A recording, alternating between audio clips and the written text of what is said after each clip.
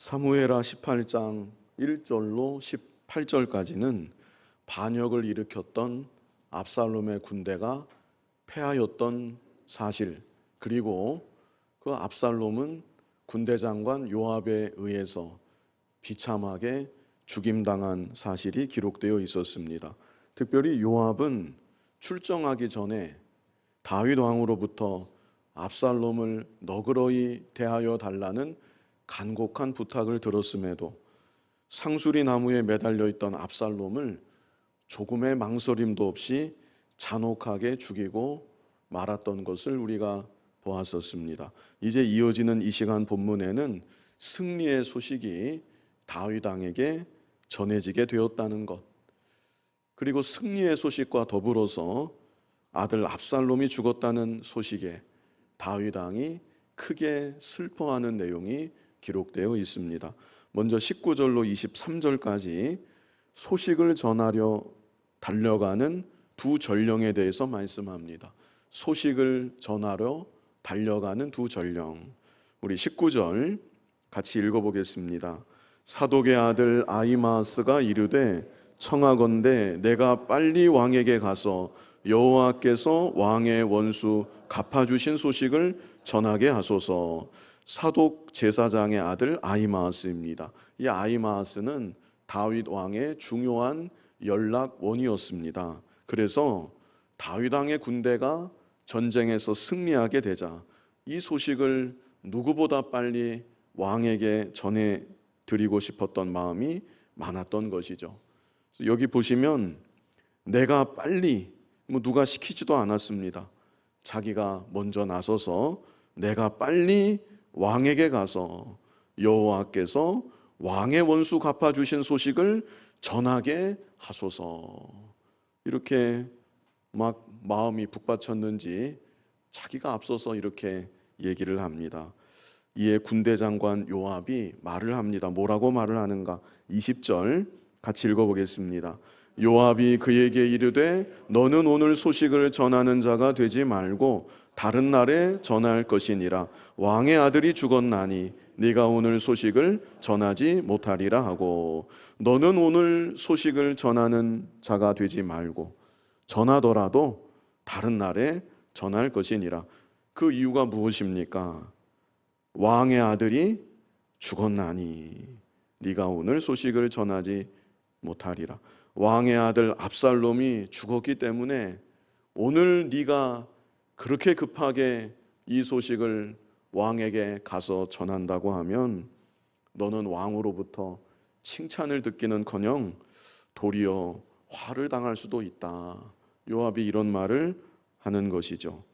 그리고 이 말을 통해서 볼 때 요압이 그 압살롬의 죽음이 다윗 왕의 마음에 얼마나 큰 충격이 되는지, 얼마나 큰 슬픔이 되는지 너무나 잘 알고 있었다는 것을 우리가 보게 됩니다. 그런데 그럼에도 자신의 장래를 생각해서 압살롬이 살아봤자 자신에게 유익될 것이 아무것도 없다고 판단했기 때문에 왕의 마음과 받게 될 충격을 다 알면서도 압살롬을 이 요압은 무참하게 잔인하게 죽이고 말았던 것이죠. 아무튼 요압이 빨리 가고 싶어하는 아히마아스를 만류하는 것입니다. 그리고 또 어떻게 했는가? 21절 같이 읽어보겠습니다. 요압이 구스 사람에게 이르되 네가 가서 본 것을 왕께 아뢰라 하매 구스 사람이 요압에게 절하고 다름질하여 가니 요압은 대신해서 구스 사람을 보냈습니다. 구스 사람은 이방 사람이지요. 그래서 이런 이방 사람은 다윗 왕에게 미움을 받든지 혹 화를 당하든지 별 상관없다고 요압이 생각했는지 아히마아스에게는 가지 말라고 하고 이 구스 사람에게 전령으로서의 역할을 맡긴 것입니다. 그래서 구스 사람이 요압에게 절을 하고 다윗 왕을 향해 소식을 가지고 다름질을 하였다는 것이죠. 자, 그런데 이제 다 정리가 됐는데 상황이 아히마아스가 포기를 하지 않습니다. 이미 전령이 출발했는데 아히마아스가 또 또 요압에게 말을 합니다. 여기 22절을 보시면 사독의 아들 아히마아스가 다시 요압에게 이르되 청하건대 아무쪼록 내가 또한 구스 사람의 뒤를 따라 달려가게 하소서. 이렇게까지 할 것이 뭐가 있는가 싶을 정도로 이미 전령이 출발했는데 제가 부탁드립니다. 제가 구스 사람 뒤를 따라 달려가게 하소서. 얼마나 가고 싶은지 아히마아스가 또 이렇게 요압 군대 장관에게 부탁을 합니다. 그랬더니 요압이 뭐라고 말을 합니까? 요압이 이르되, 이제는 요압이 타이릅니다. 내 아들아, 너는 왜 달려가려 하느냐? 너 도대체 왜 이러는 것이냐? 이 소식으로 말미암아서는 너는 상을 받지 못하리라. 내가 지금 거듭 말하지 않느냐? 너 이 소식을 전해야 너에게 유익될 것이 없다. 너 이 소식을 전해야 왕에게 상을 받지 못할 것이다. 왜 너는 자꾸 간다고 하는 것이냐? 이렇게 요압이 말을 합니다. 자, 그런데요, 이 아히마아스가 끝까지 뜻을 굽히지 않습니다. 여기 23절을 보시면 뭐라고 말씀하고 있습니까? 그가 한사코 달려가겠노. 한사코 나는 달려가야 되겠습니다. 뭐 이런 사람을 어찌하겠습니까? 이렇게까지 가겠다고 하는데, 그래서 요압이 이르되 그리하라 하니 아히마아스가 들길로 다름질하여 구스 사람보다 앞질러 가니라.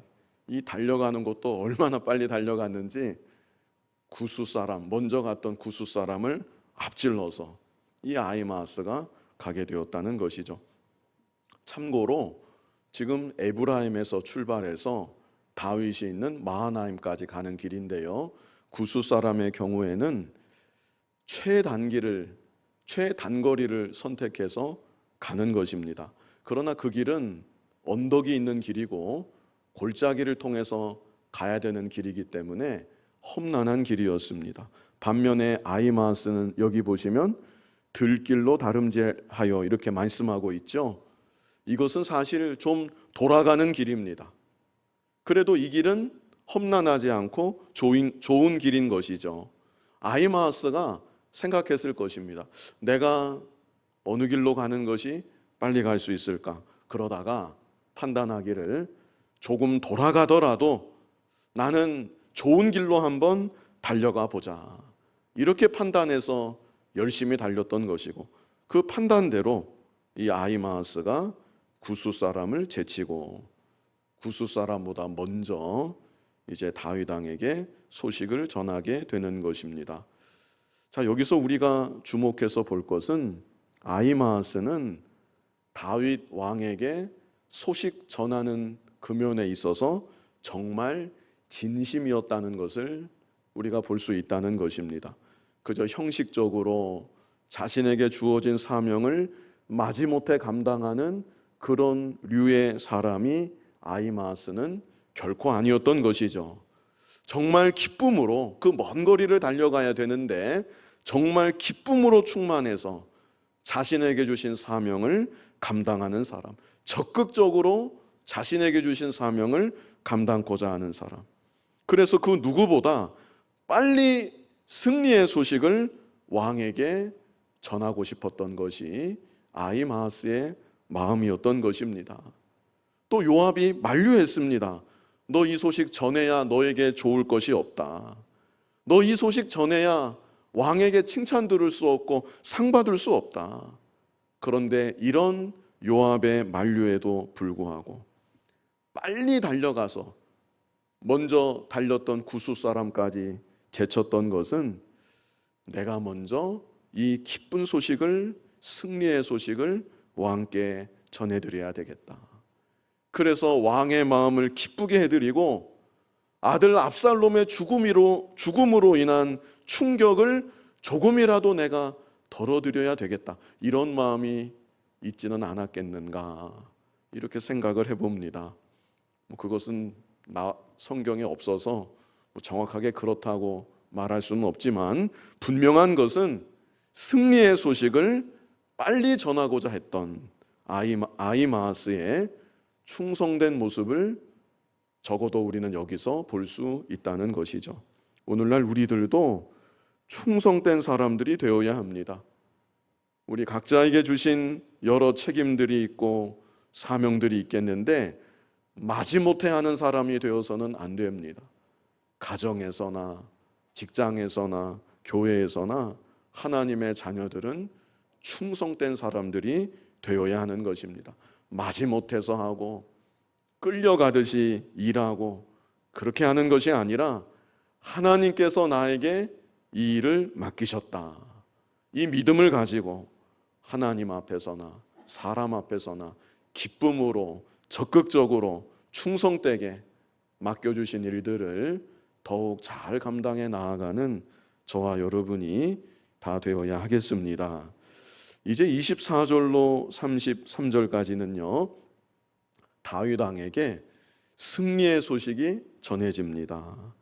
그리고 그와 더불어서 아들 압살롬이 죽었다는 소식도 전해지죠. 그래서 다윗 왕이 큰 슬픔에 빠진 일이 기록되어 있습니다. 승리의 소식과 다윗의 슬픔, 제목 그대로 24절로 33절의 이 소재를 생각할 수 있겠습니다. 우리 24절 같이 읽어보겠습니다. 때에 다윗이 두 문 사이에 앉아 있더라. 파수꾼이 성문 위층에 올라가서 눈을 들어보니 어떤 사람이 홀로 달려오는지라. 다윗이 어디에 앉아 있었습니까? 다윗이 두 문 사이에 앉아 있더라. 여기서 두 문 사이라는 것은요, 성문의 외문과 내문 사이를 의미합니다. 성문 외문 바깥은 그냥 바깥이고 거기는 있을 때가 아니고, 다윗은 성문의 외문과 내문 사이에 있었다. 이곳은요, 파수꾼이 파수를 보는 그 외문 벽 위에서 파수꾼이 파수를 보게 되는 것인데, 파수꾼이 파수 보는 자리에서 가장 가까운 장소라고 할 수 있습니다. 그래서 다윗은 성 안에 자신의 편안한 자리에 가만히 앉아 있지 못했던 것입니다. 밖을 지금 주시하고 있는 파수꾼과 가장 가까운 거리에서 파수꾼의 그 말과 행동에 온 촉각을 곤두세우고 모든 관심을 기울이고 다윗이 그렇게 있는 모습을 나타내고 있는 것입니다. 왜 다윗이 이렇게 했겠습니까? 전쟁의 승패 여부 때문에도 물론 그러했겠지만 무엇보다도 아들 압살롬으로 인해서, 압살롬이 어떻게 되었을까? 압살롬이 살았을까 죽었을까? 그 소식을 듣기 위해서 안절부절하지 못하고 초조한 마음으로 두 문 사이에 이렇게 다윗이 있었던 것이죠. 이게 아버지의 마음인 것입니다. 그런데 이때 어떤 사람이 성을 향해 달려오는 것입니다. 그래서 파수꾼이 다윗 왕에게 보고를 했고요. 우리 25절 같이 읽어보겠습니다.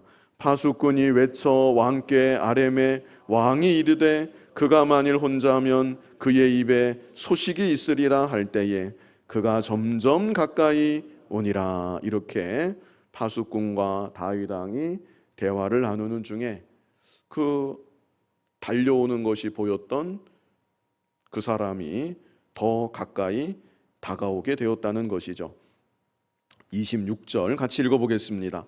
파수꾼이 본즉 한 사람이 또 달려오는지라. 파수꾼이 문지기에게 외쳐 이르되 보라, 한 사람이 또 혼자 달려온다 하니 왕이 이르되 그도 소식을 가져오느니라. 우리는 앞에서 보았으니까 지금 앞에서 달려오는 사람은 아히마아스고, 그리고 뒤에서 또 달려오는 사람은 구스 사람인 것이죠. 이제 이 두 사람이 파수꾼의 시야에 다 들어온 것입니다. 지금 두 사람이 이곳을 향해 달려오고 있다고 보고를 하고 다윗 왕도 그 사실을 알게 되었습니다. 27절 같이 읽어보겠습니다. 파수꾼이 이르되 내가 보기에는 앞선 사람의 다름질이 사독의 아들 아히마아스의 다름질과 같으니이다 하니 왕이 이르되 그는 좋은 사람이니 좋은 소식을 가져오느니라 하니라. 이제 점점 가까이 다가오니까 그 윤곽을 통해서 볼 때 어느 정도 신원이 확인이 되었던 것이죠. 아히마아스가 다름질하는 모양이라고 이 파수꾼이 말을 했습니다. 그랬더니 다윗 왕이 하는 말이 중요한데요. 여기 뭐라고 했습니까? 그는 좋은 사람이니 좋은 소식을 가져오느니라. 앞에서 좋은 사람이라는 것은 자신의 책무를 소홀히 여기지 않는, 제가 앞전에 말씀드렸던 것처럼 충성된 사람이라는 의미입니다. 그래서 아히마아스는 자신의 군대가 전쟁에서 패했는데 그럼에도 자신만 도망쳐 나올 사람이 결코 아니었던 것이죠. 다윗이 이 사실을 잘 알고 있었기 때문에 그가 좋은 소식을 가져오느니라. 분명 아히마아스는 승리했다는 소식을 가지고 이곳을 향해 달려오는 것이다. 다윗이 이렇게 확신하며 말했던 것입니다. 이걸 보면 다윗 왕도 아히마아스의 충성됨을 인정하고 있었다는 것을 우리가 보게 됩니다. 우리 로마서 14장 18절 같이 한번 읽어보시겠습니다. 이로써 그리스도를 섬기는 자는 하나님을 기쁘시게 하며 사람에게도 칭찬을 받느니라. 이것이 우리의 모습이 되어야 할 것입니다. 그리스도를 섬기는 자, 예수님을 나의 주라 고백하고 믿고 섬기는 자, 하나님 앞에서 살아가기 때문에 안 믿는 사람은 사람 눈치만 보지만 예수님을 그리스도로 믿고 섬기는 자, 눈에 보이지 않는 하나님 앞에서 살아가기 때문에 주어진 일들을 충성되게 잘 감당하는 것이고, 그러므로 하나님을 기쁘시게 하며 사람에게도 칭찬을 받느니라. 이런 저와 여러분이 더욱 되었으면 좋겠습니다. 이제 아히마아스가 도착해서 왕께 소식을 전합니다. 28절 같이 읽어보겠습니다. 아히마아스가 외쳐 왕께 아뢰되 평강하옵소서 하고 왕 앞에서 얼굴을 땅에 대고 절하며 이르되 왕의 하나님 여호와를 찬양하리로소이다. 그의 손을 들어 내 주 왕을 대적하는 자들을 넘겨주셨나이다 하니, 이렇게 아히마아스가 승리의 소식, 기쁨의 소식이죠. 이 승리의 소식을 다윗 왕에게 전한 것입니다. 아마 아히마아스가 달려올 때도 좀 벅찬 마음으로 달려왔을 것이고, 이 승리의 소식을 전할 때에도 좀 감격하는 목소리로 전하지 않았겠나 싶습니다. 이 얼마나 기쁜 소식입니까? 그런데 다윗은 듣자마자 하는 말이, 전쟁에서 이기고 지는 것도 중요하지만 사실 다윗에게는 더 중요한 문제가 있었습니다. 다윗이 이 말을 듣자마자 하는 말이 무엇입니까? 29절에 무슨 말부터 하죠? 왕이 이르되 젊은 압살롬은 잘 있느냐. 이게 다윗은 궁금한 겁니다. 뭐 하여간 이긴 건 이긴 거고 내 아들 압살롬은 어떠하느냐, 이렇게 물어봤습니다. 그랬더니 아히마아스가 대답하되 요압이 왕의 종 나를 보낼 때 크게 소동하는 것을 보았사오나 무슨 일인지 알지 못하였나이다. 여기서 아히마아스가 진실하게 대답하지 못했습니다. 아히마아스가 몰랐을 리가 없지요. 요압도 2번이나 말리면서 왕의 아들이 죽었는데 네가 왜 가서 이렇게 빨리 소식을 전하려 하느냐, 너는 너에게 유익될 게 없다.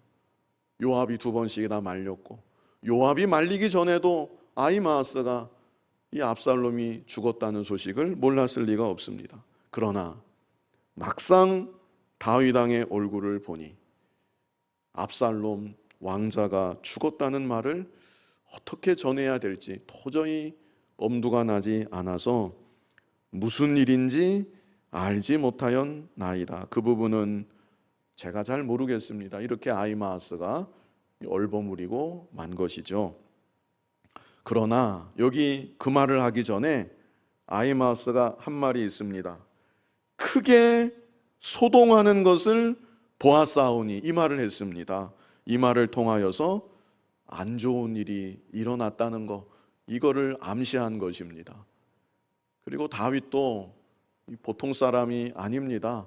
이거 뭐 보면 모르겠습니까? 전령이 잘 모르겠다 그러지, 큰 소동이 일어난 것을 내가 보기는 보았다고 하지. 다윗이 여기에서 어느 정도 마음의 준비를 하지 않았겠는가, 우리가 볼 수 있습니다. 어쩌면 이런 역할을 하려고 아히마아스가 그렇게 빨리 달려왔는지도 모르겠습니다. 자, 30절에 이런 아히마아스를 향해 왕이 뭐라고 합니까? 우리 30절 같이 읽어보겠습니다. 왕이 이르되 물러나 거기 서 있으라 하매 물러나서 서 있더라. 다윗이 기뻐하지 않습니다.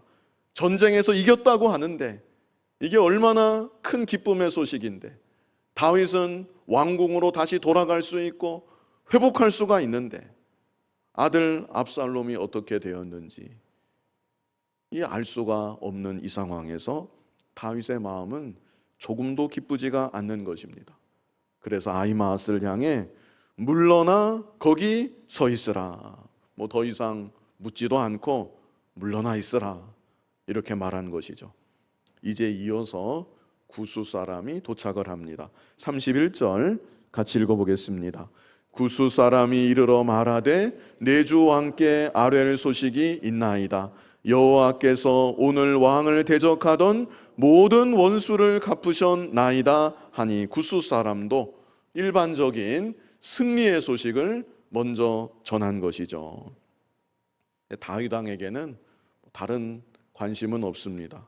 32절 보시면 왕이 구수 사람에게 묻되, 뭘 묻습니까? 젊은 압살롬은 잘 있느냐?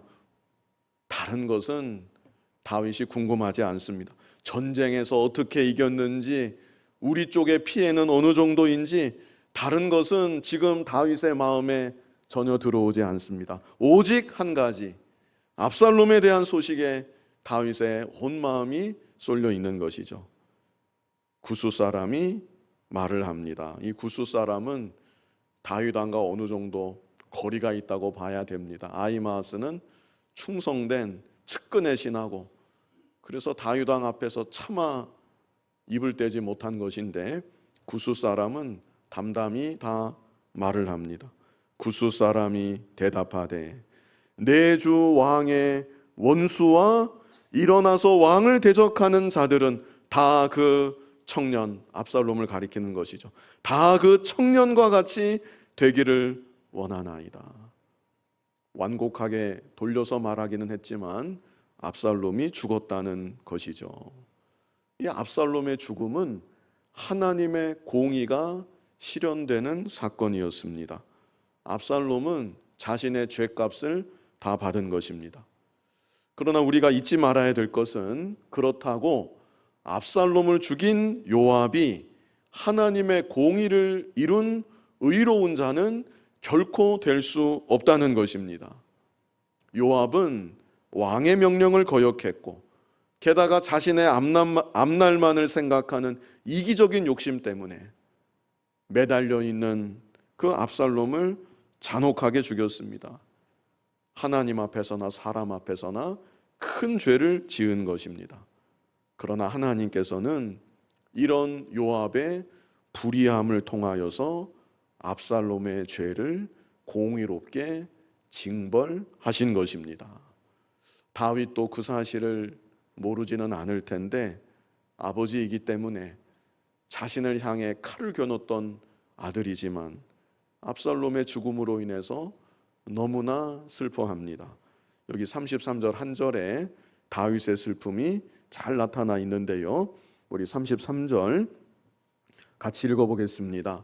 왕의 마음이 심히 아파 문 위층으로 올라가서 우니라. 그가 올라갈 때에 말하기를 내 아들 압살롬아, 내 아들 압살롬아, 차라리 내가 너를 대신하여 죽었다면 압살롬 내 아들아 하였더라. 여기 33절이요, 다윗 왕의 슬픔이 얼마나 큰 슬픔이었는지 여러 표현들로 나타나고 있습니다. 먼저는 제1 앞에 뭐라고 말씀하고 있습니까? 왕의 마음이 어떻게 해요? 심히 아파. 다윗 왕의 마음이 말로 표현할 수 없을 만큼 너무나도 아팠다는 것이죠. 마음이 애리는 것 같고 마음이 다 무너져 내리는 것 같은 그런 큰 슬픔이 다윗의 마음 가운데 임한 것입니다. 그리고 다윗은 문 위층으로 올라가서 홀로 우는데 올라가면서도 울면서 하는 말이 내 아들 압살롬아, 내 아들, 내 아들 압살롬아. 이 어떤 목소리로 다윗이 이 말을 했겠습니까? 정말 이 눈물 맺힌 목소리로 내 아들, 내 아들 압살롬아, 차라리 내가 너를 대신하여 죽었다면 압살롬 내 아들아, 내 아들아. 이렇게 다윗이 몹시도 슬퍼한 것을 우리가 보게 되는 것이죠. 다윗이 왜 이렇게 이 몹시도 슬퍼했을까요? 아들이 죽었으니까 아버지의 심정이 얼마나 슬펐겠습니까? 그런데 그것 때문만은 아닙니다. 우리 앞에서 이미 보았었는데요. 밧세바를 통해 태어난 아이가 죽었을 때 다윗은 이렇게까지 슬퍼하지 않았습니다. 그 아이가 병들어서 시름시름 앓을 때에는 다윗이 식음을 전폐하면서 하나님 앞에 엎드려 간절히 기도했습니다. 그러다가 그 아이가 죽게 되자 다윗이 음식을 먹고 그 상황을 담담하게 오히려 받았다는 것을 우리가 앞에서 보았었습니다. 우리 사무엘하 12장 22절로 23절 우리 다 같이 한번 읽어보겠습니다. 이르되 아이가 살았을 때에 내가 금식하고 운 것은 혹시 여호와께서 나를 불쌍히 여기사 아이를 살려주실는지 누가 할까 생각함이거니와 지금은 죽었으니 내가 어찌 금식하랴. 내가 다시 돌아오게 할 수 있느냐. 나는 그에게로 가려니와 그는 내게로 돌아오지 아니하리라 하니라. 여기 중요한 말씀이 있죠. 나는 어떻게 해요? 그에게로 가려니와 나는 그에게 가게 될 것이다. 다윗은 밧세바를 통해 태어난 이 어린 아이가 천국에 갔다는 소망을 갖고 있는 것입니다. 그 아이는 죽었지만 하늘나라에 가 있다. 잠시 이 땅에서 그 아이의 모습을 볼 수는 없지만 나는 그 아이가 있는 곳으로 가서 다시 그 아이를 만날 수 있을 것이다. 이 소망이 있었기 때문에 밧세바를 통해 태어난 아이가 죽었을 때에는 이렇게까지 슬퍼하지는 않았었던 것입니다. 그러나 이 시간 본문에서 압살롬의 경우는 다릅니다. 이 아들 압살롬이 과연 천국에 갔을지 다윗의 마음에는 그런 생각이 도무지 들지 않았던 것입니다. 압살롬은 끝까지 죄에 죄를 더하다가 그 어떤 회개의 열매도 없이 하나님 아버지께 순종하는 믿음의 열매도 없이 그냥 허망하게 죽고 만 것입니다. 그래서 그런 압살롬을 생각할 때 다윗은 견딜 수 없는 슬픔이 있었던 것입니다. 이 영혼이 도대체 어디로 갔을까 생각하면 생각할수록 다윗의 마음이 무너져 내렸던 것이죠. 또 한 가지 중요한 이유는 압살롬이 이렇게 된 것, 그것은 자신의 범죄로 인한 하나님의 징계라는 사실을 다윗은 알았기 때문입니다. 다윗이 어떤 죄를 지었습니까? 우리아의 아내 밧세바를 범했습니다. 그리고 남편 우리아, 충성된 신하인데 그 우리아를 모살하는 무서운 죄까지, 그 남의 아내 범한 것도 무서운 죄고 그 남편을 그 죄를 숨기기 위해 모살한 거, 그것은 더 끔찍하고 무서운 죄입니다. 다윗이 이런 죄들을 지었던 것입니다. 물론 다윗이 그런 일이 있고 난 후에 하나님 앞에서 모든 죄를 자복하고 나름 회개를 철저히 했습니다. 그래서 하나님이 다윗을 죽이지는 않으신 것입니다. 그러나 죄에 대한 하나님의 징계는 나단 선지자를 통해 예언되었던 것처럼 끝나지 않고 지금까지도 계속 이어지고 있는 것이죠. 처음에는 밧세바가 낳은 그 아들이 죽었습니다. 거기서 끝나지 않고 다윗의 큰아들 암논이 이복 여동생 다말을 범했습니다. 자기가 사랑하는 어여쁜 딸이 다른 사람도 아닌 자신의 아들에게 말할 수 없는 수치를 당한 것이죠. 다말의 친오라버니 압살롬이 원한을 품고 기회를 엿보다가 그 압살롬이 암논을 칼로 찔려서 죽였습니다. 그리고 압살롬은 거기서 끝나지 않고 아버지에 대한 원한을 품고 있다가 반역을 일으켰고 게다가 아버지의 후궁 10명과 백주 대낮에 동침을 했습니다. 그러다가 결국에는 압살롬이 이렇게 비참하게 죽게 되고 말았던 것이죠. 이 모든 것이 그 밧세바를 통해 태어난 아들부터 여기까지 이 모든 것이 다윗이 지었던 죄로 인한 하나님의 징계였습니다. 그리고 이것은 끝나지 않습니다. 앞으로도 계속 이어집니다. 이 사실을 너무나도 잘 알고 있던 다윗은 나 때문이다. 네가 곁길로 간 것은 나 때문이다. 네가 이렇게 허망하게 죽은 것은 나 때문이다. 내가 차라리 죽었다면 자신의 죄를 다시 한번 자책하며 통한의 눈물을 다윗은 더욱 쏟았던 것입니다. 거듭 말씀드리지만 압살롬이 죽은 것은요, 압살롬 자신의 죄 때문에 죽은 것입니다.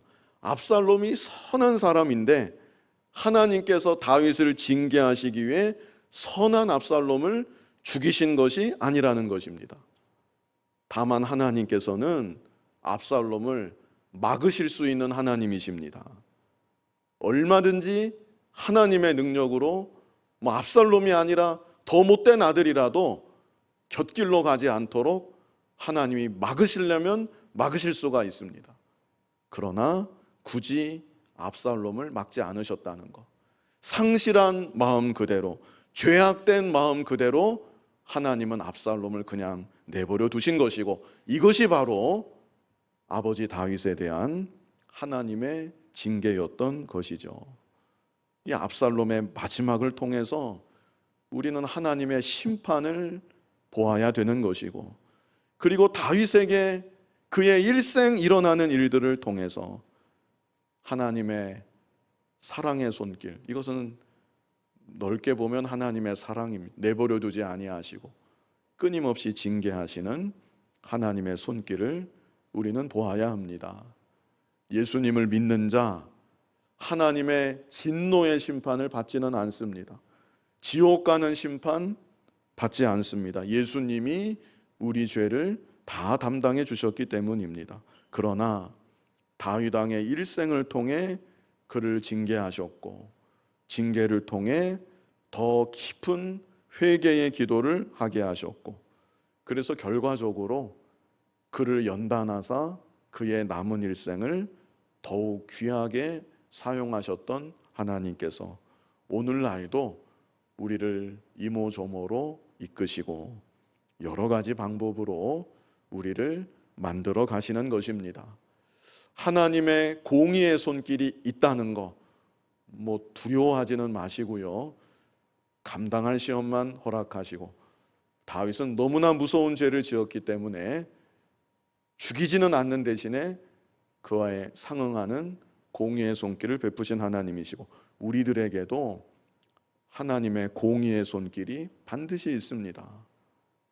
이것을 기억해서 죄를 멀리 떠나는 우리들이 되어야 하는 것입니다.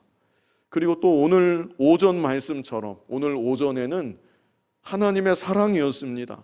주님의 사랑, 나를 위해 이 땅에까지 낮아지시고 나와 똑같은 모습이 되어주시고 대속의 제물이 되어주시고 지금도 나의 모든 슬픔을 아시고 나를 측량할 수 없는 사랑으로 사랑하고 계시는 그 주님의 사랑.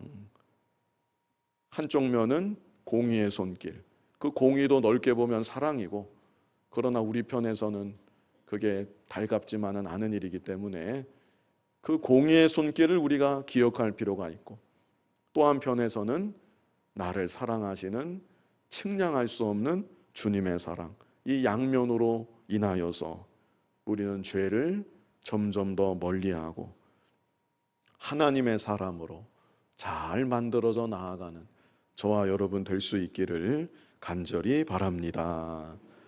거룩하신 아버지 하나님, 다윗의 일생을 하나님께서 하나님의 손길로 친히 간섭하시고 다윗으로 하여금 더 철저히 눈물을 쏟으며 회개하게 하시고, 그래서 다윗을 더욱 만들어 가시며 하나님의 일에 귀하게 사용하셨음을 우리가 이 시간 생각해 보았습니다. 아버지 하나님, 사랑하는 자녀된 우리들에게도 하나님의 공의의 손길이 있다는 것을 잊지 않는 우리들 되게 하여 주시고, 그뿐 아니라 측량할 수 없는 사랑으로 나를 사랑하시고 오래 참아주시고 그 사랑의 손길로 어루만져 주시는 하나님의 사랑을 또한 기억하게 하시고, 그래서 이 땅을 사는 동안 하나님 미워하시는 죄를 점점